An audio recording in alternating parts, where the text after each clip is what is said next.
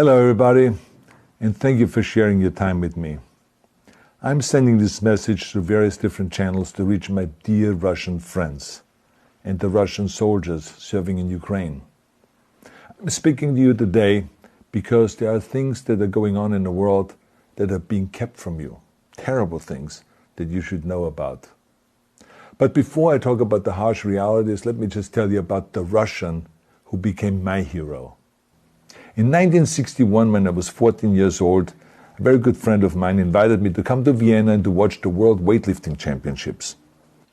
I was in the audience when Yuri Petrovich Vlasov won the World Championship title, becoming the first human being to lift 200 kilograms over his head. And somehow a friend of mine got me backstage. All of a sudden, there I was, a 14-year-old boy, standing in front of the strongest man in the world. I couldn't believe it. He reached out to shake my hand. I still had a boy's hand. He had this powerful man's hand that swallowed mine. But he was kind, and he smiled at me.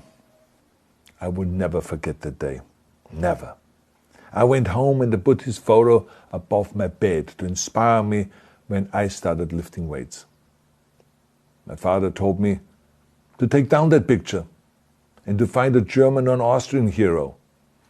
He got really angry, and we argued back and forth. He didn't like Russians because of his experience in the Second World War. You see, he was injured at Leningrad, where the Nazi army that he was part of did vicious harm to the great city and to its brave people. But I did not take the photograph down, no, because it didn't matter to me what flag Yuri Vlasov carried. My connections to Russia didn't stop there, by the way. Oh, it actually deepened when I traveled there with bodybuilding and for my movies and met all my Russian fans. And on one of those trips, I remember, I met Yuri Vlasov once again. It was in Moscow during the filming of Red Heat, which was the first American movie allowed to film in Red Square. Now, he and I spent the whole day together. He was so thoughtful, so kind, and so smart, and, of course, very giving.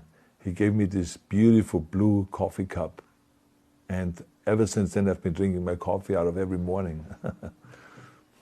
Now, the reason why I'm telling you all of those things is that ever since I was 14 years old, I've had nothing but affections and respect for the people of Russia. The strength and the heart of the Russian people have always inspired me. And that is why I hope that you will let me tell you the truth about the war in Ukraine and what is happening there. No one likes to hear something critical of the government, I understand that. But as a longtime friend of the Russian people, I hope that you will hear what I have to say.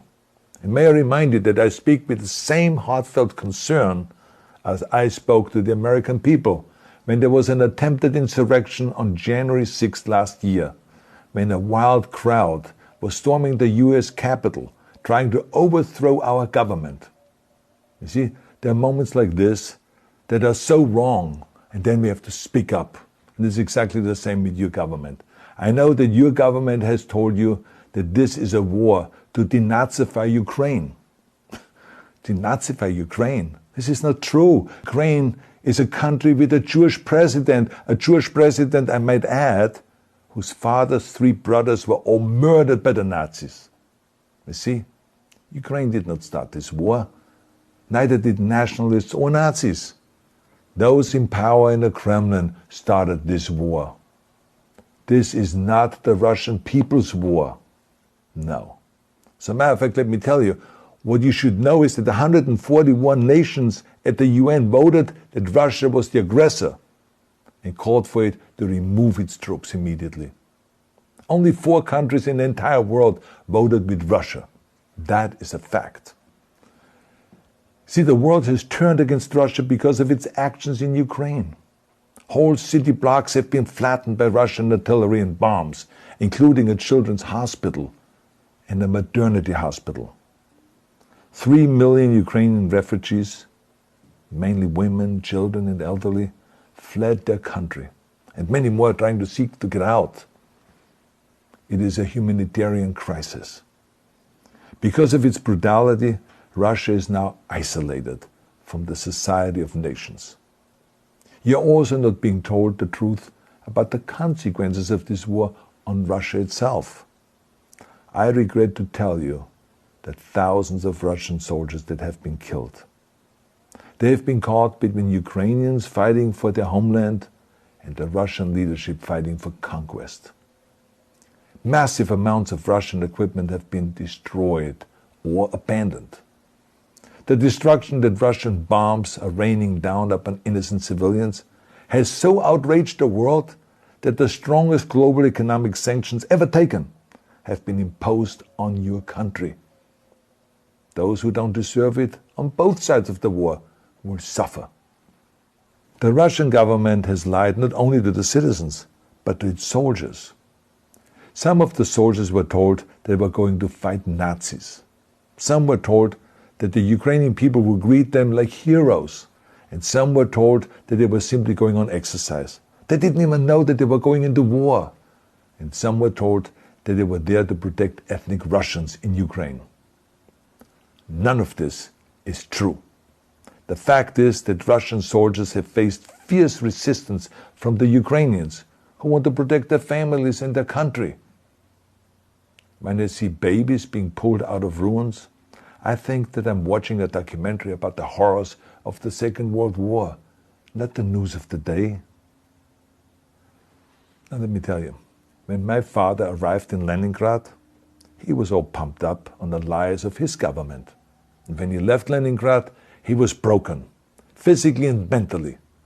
He lived the rest of his life in pain. Pain from a broken back, pain from the shrapnel that always reminded him of these terrible years, and pain from the guilt that he felt.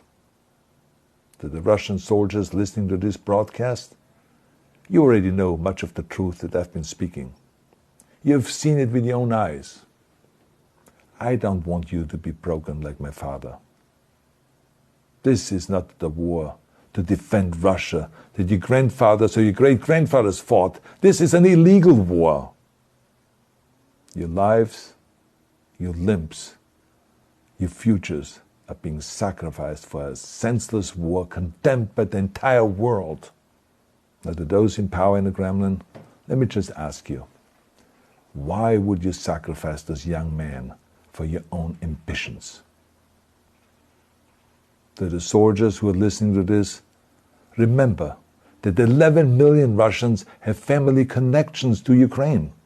So every bullet you shoot a brother or a sister. Every bomb or every shell that falls is falling not on an enemy, but on a school, or a hospital, or a home. I know that the Russian people are not aware of such things are happening. So I urge the Russian people and the Russian soldiers in Ukraine to understand the propaganda and the disinformation that you are being told. I ask you to help me spread the truth. Let your fellow Russians know the human catastrophe that is happening in Ukraine. And to President Putin I say, you started this war. You are leading this war. You can stop this war. Now, let me close with a message to all of the Russians who have been protesting on the streets against the invasion of Ukraine. The world has seen your bravery. We know that you have suffered the consequences of your courage. You have been arrested, you have been jailed, and you have been beaten. You are my new heroes.